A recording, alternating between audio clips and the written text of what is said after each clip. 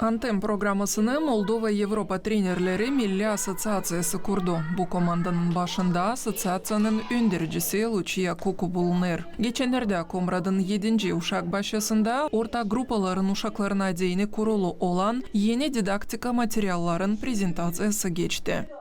Eu mă bucur că Anthem a venit cu acest program și astăzi noi putem să spunem că Sevinirim Anthem programmasına göre artık 80 didaktika materyali kuruldu. Da bugün biz göreriz nece uşaklar Gagavuz hem Roman dillerini birden öğrenirler. Biz göreriz onların başarıları var. Hesaplarız nece analar babalar bu işe katılırlar. Bu takım biz hem dilleri öğreniriz hem de halklarımızın kültürasını koruyarız. ca atât copiilor cât și ei să cunoască și să vorbească limba oficială a statului, limba română și limba găgăuză. Anthem programmasına göre uşaklar interaktif metodların hem oyun metodların yardımından dilleri öğrenirler. Bu takım öğretmek hem öğrenmek prosesleri daha kolay hem meraklı olurlar. Söyler Komrad'ın 7. uşak başyasının Gagavuz dili öğreticisi Olga Patraman.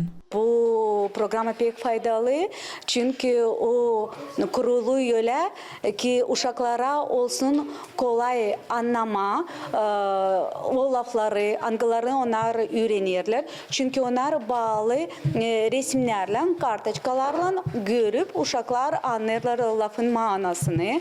Bu metodların faydası için söyledi Roman dili öğreticisi de Nedyalka Natalya. Эффективность видна, дети. Uşaklar küçük yaştan dilleri öğrenmeye başlarlar. Hem de oyun formasında bunu yaparlar. Onlar beğenirler bu prosesi. Sanırım en önemli onlar bunu havizlen yaparlar. Bu takım faydası da olur. Öğretmek Bakanlığı'nın baş uzmanı Lidia Ostaş çizgiledi.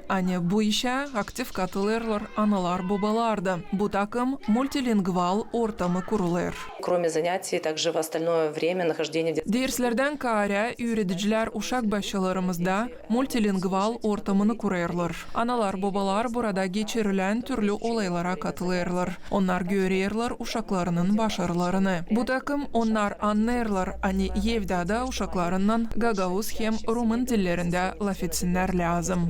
Тогда это будет более эффективно. Öğretim Bakanlığı her yıl monitoringi geçirir ki anlama ne türlü uğurlara uşaklar çıkabildiler.